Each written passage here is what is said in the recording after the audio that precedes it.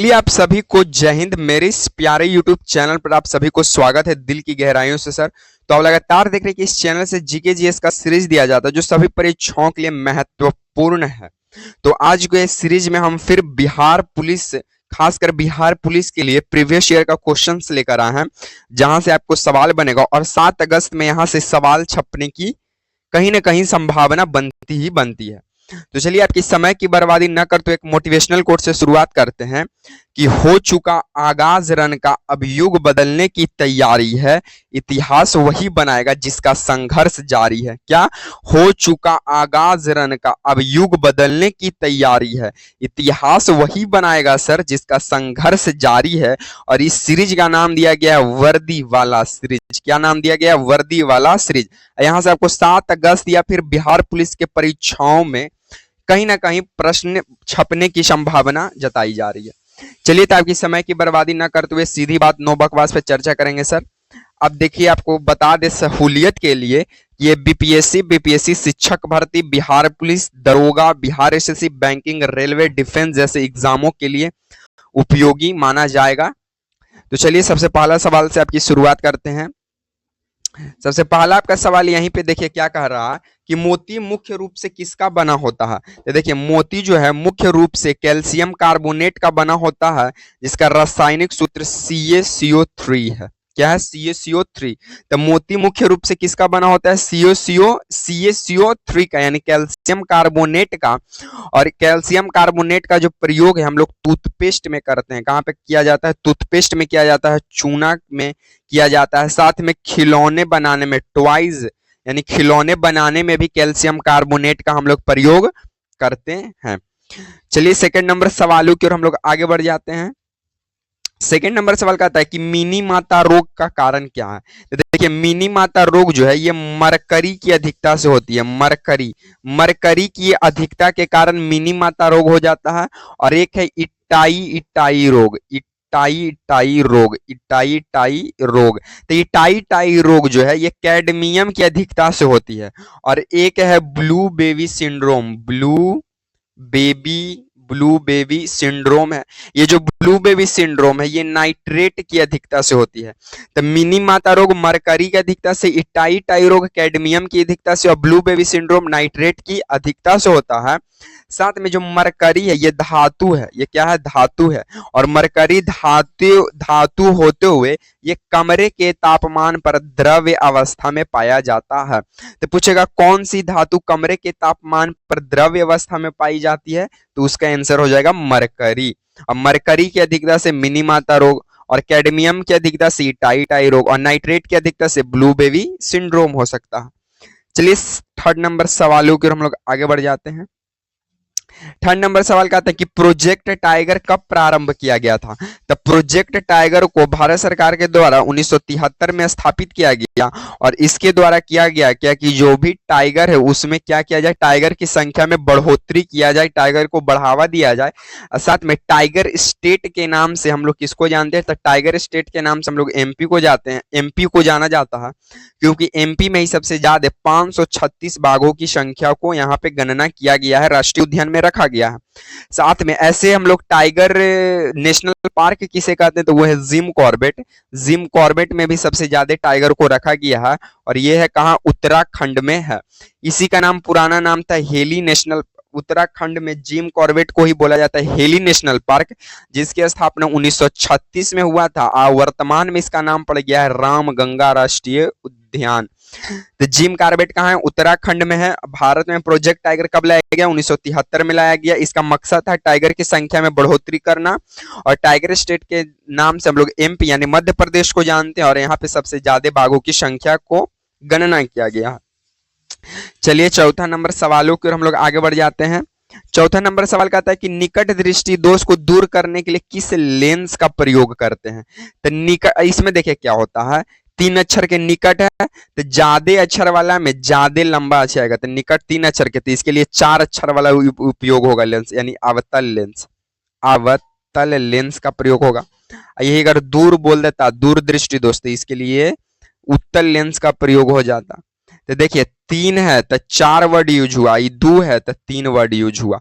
अगर देखिए निकट लंबा निकट जो लिखा हुआ है ये लंबा शब्द में लिखा हुआ है तो इसके लिए लंबा शब्द वाला प्रयोग होगा। दूर दूर मतलब कि छोटा शब्दों में लिखा हुआ है तो इसके लिए छोटा शब्द वाला आंसर प्रयोग करेंगे। तो निकट दृष्टि दोष के लिए अवतल लेंस और दूर दृष्टि दोष के लिए उत्तल लेंस। निकट दृष्टि दोष में क्या होता है कि निकट की वस्तु दिखाई देती है, दूर की वस्तु दिखाई नहीं देती, इसमें दूर की वस्तु दिखाई नहीं देगा। और दूर दृष्टि दोष में दूर की वस्तु दिखाई देगा, निकट की वस्तु नहीं दिखाई देगा, इसमें उल्टा होता है सर। ठीक है, इसको हाइरोपिया भी बोलते हैं और ऊपर वाला को मायोपिया कहते हैं। इसको हाइरोपिया, इसको ऊपर वाला को मायोपिया। ठीक है, तो देखिए निकट दृष्टि दोष के लिए अवतल लेंस का, दूर दृष्टि दोष के लिए उत्तल लेंस का। निकट में निकट की वस्तु दिखाई देती है, दूर की वस्तु दिखाई नहीं देती है। और दूर दृष्टि दोष में दूर की वस्तु दिखाई देती है, निकट की वस्तु दिखाई नहीं देती है। चलिए 5वां नंबर सवालों की ओर हम लोग आगे बढ़ जाते हैं। 5वां नंबर सवाल कहता है कि रक्तदाब मापक यंत्र कौन सा है? तो रक्तदाब ब्लड प्रेशर जो होता है वो 120/80 होता है और इसको मापने के लिए स्फेगनोमैनोमीटर का प्रयोग हम लोग करते हैं। रक्तदाब मापने के लिए स्फेगनोमैनोमीटर का हृदय को कृत्रिम रूप से, किस रूप से? कृत्रिम रूप से हार्ट बीट यानी हृदय को धड़कन को धड़काने के लिए पेस मेकर का प्रयोग करते हैं। किस मेकर का? पेस मेकर का प्रयोग करते हैं। कृत्रिम रूप से हृदय को धड़काने के लिए पेस मेकर का प्रयोग करते हैं। और दिल की जो धड़कन वो स्टेथोस्कोप से नापा जाता है। ठीक है, और हमारा हृदय में 4 कोष्ठ होता है यानी 4 चैम्बर पाया जाता है। ठीक है, उसके बाद कृत्रिम रूप से धड़काने के लिए किसका प्रयोग करेंगे? तो पेस मेकर का। और हमारा हार्ट बीट 1 मिनट में 72 बार धड़क जाना चाहिए ऐसा बताया जाता है, यानी पर मिनट 72 टाइम्स, 1 मिनट 72 टाइम्स। चलिए हम लोग आगे बढ़ जाते हैं 6ठा नंबर सवालों की ओर। 6ठा नंबर सवाल कहता है कि किस विटामिन में कोबाल्ट पाया जाता है? सबसे पहले ये समझिए कि विटामिन का खोज कौन किया? तो विटामिन का खोज करने वाला व्यक्ति का नाम है फंक। क्या नाम है? फंक नाम है। विटामिन का खोज किया फंक किया था। बोलते हैं किस विटामिन में कोबाल्ट पाया जाता है? तो विटामिन B12 में कोबाल्ट पाया जाता है। और अगर विटामिन B12 की कमी हो गया तो इनीमिया हो जाएगा, इनीमिया हो जाएगा। कौन सा रोग हो जाएगा? विटामिन B12 की कमी से इनीमिया रोग होगा। अब विटामिन B12 का रासायनिक नाम होता है साइनाकोबालामीन होता है। और कोबाल्ट 60 का प्रयोग विटामिन B12 में ही होता है। या फिर ऐसे पूछ देगा कोबाल्ट किस विटामिन में पाया जाता है? Vitamin B12। और कोबाल्ट 60 किस विटामिन में पाया जाता है? तो इसका भी आंसर होगा विटामिन B12। अब विटामिन सी में आंवला प्रचुर मात्रा में पाया जाता है, आंवला। तो पूछेगा आंवला में कौन सी विटामिन की प्रचुरता होती है? तो विटामिन सी। और विटामिन का खोज फंक। विटामिन B12 की कमी से इनीमिया। विटामिन B12 का रासायनिक नाम साइनाकोबालामीन होता है। चलिए 7वां नंबर सवालों की ओर हम लोग आगे बढ़ जाते हैं। 7वां नंबर सवाल कहता है कि ग्रहों की गति के नियम को प्रतिपादित किसने किया? तो ग्रहों की गति को नियम दिया था कौन? केपलर दिया था। कौन दिया था? केपलर। कौन दिया? केपलर दिया। ग्रहों की कुल संख्या कितना है? 8। ग्रहों की कुल संख्या 8। प्लूटो को कब निकाला गया? तो प्लूटो को 2006 में निकाल दिया गया ग्रह की श्रेणी से। उसके बाद फिर यहाँ पे पूछ देगा कि कॉपरनिकस किस चीज का खोज किया? कॉपरनिकस। तो जो कॉपरनिकस थे ये सूर्य केंद्रित सिद्धांत दिए। ये बताएं क्या चीज? कि सूर्य केंद्र में है और पृथ्वी और जो ग्रह है ये इसके चारों ओर चक्कर लगा रहे हैं। क्या? पृथ्वी केंद्र में है, सूर्य केंद्र में है और सूर्य के चारों ओर अर्थ जो है और जो ग्रह है ये चक्कर लगा रहे हैं। इसी को सूर्य केंद्रित सिद्धांत कहा गया।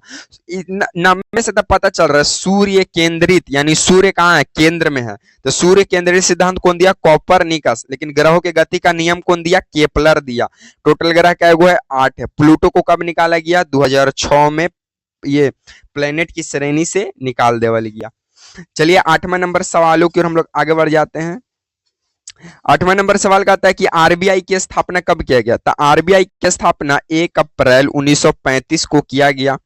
ये किस एक्ट के द्वारा आया? तो ये 1934 एक्ट के द्वारा आया। इसके पहले अध्यक्ष कौन थे? पहले अध्यक्ष पूछेगा आरबीआई के पहले अध्यक्ष, तब बोलेंगे ओसबोर्न स्मिथ नाम था। साथ में आरबीआई के पहला भारतीय गवर्नर कौन थे? तो आरबीआई के पहले भारतीय गवर्नर कौन थे? तो पहले भारतीय गवर्नर थे सीडी देशमुख। कौन देशमुख? सीडी देशमुख नाम है इनका। तो पूछेगा आरबीआई की स्थापना 1 अप्रैल 1935 किस अधिनियम के द्वारा आया? तो 1934 अधिनियम के द्वारा आया। इसके पहले गवर्नर कौन बने थे? तो ओसबॉर्न स्मिथ। लेकिन आरबीआई के पहले भारतीय गवर्नर कौन बने? तो सीडी देशमुख। और आरबीआई का राष्ट्रीयकरण कब किया गया? तो 1 जनवरी 1949 को किया गया था। चलिए 9वां नंबर सवालों की ओर हम लोग आगे बढ़ जाते हैं। 9वां नंबर सवाल का था कि पीत रस का क्या कार्य है? तो देखिए पीत जहां जमा होता है, तो पीत जहां जमा होता है उसको बोलते हैं पित्ताशय। उसको क्या बोलते हैं? पित्ताशय। पीत जहां जमा हुआ उसे बोलेंगे पित्ताशय। और पीत जहां से निकलता है उसका नाम है लीवर। उसका नाम है लीवर। पीत का काम क्या है? तो पाइसीकरण करना। पाइसीकरण किसका पाइसीकरण? तो वसा का पाइसीकरण करना। तो पीत जहां जमा होता है उसको बोलते हैं पित्ताशय। बोलेगा पीत कहां पे स्टोर रहता है? तो पित्ताशय में। अब पीत रस कहां से निकलता है? तो लीवर से निकलता है। पीत का काम क्या है? तो वसा का पाइसीकरण करना, यानी फैट जो है, वसा जो है, इसका तोड़ने का काम करता है। कौन? पीत रस काम इसको तोड़ने का काम करता है। अब पीत रस जो है भोजन को पचाने में भी मदद करता है। ये लगे देखिए जब पथरी हो जाता है तो इसी को काट के हटा देवल जाता है, पित्ताशय, गॉल ब्लैडर को। तब पीत रस कहां से निकल, पीत रस का क्या काम है? वसा का पाइसीकरण करना, यानी वसा को तोड़ना, फैट को तोड़ना। चलिए इस सीरीज का लास्ट प्रश्न 10वां नंबर की ओर हम लोग आगे बढ़ते हैं। 10वां नंबर सवाल कहता है कि लाल ग्रह किस ग्रह को कहते हैं? तो लाल ग्रह मंगल को कहते हैं। लाल ग्रह किसको कहते हैं? मंगल को कहते हैं। लाल ग्रह मंगल को होने का कारण क्या है? तो आयरन ऑक्साइड की मात्रा। आयरन ऑक्साइड की मात्रा लाल ग्रह होने का कारण है कि आयरन ऑक्साइड की मात्रा उसमें ज्यादा है। लाल ग्रह किसको कहते हैं? मंगल को कहते हैं। और मंगल ग्रह और साथ में बृहस्पति ग्रह के बीच में क्षुद्र ग्रह का पट्टी पाया जाता है। ये कौन सा ग्रह है? क्षुद्र ग्रह।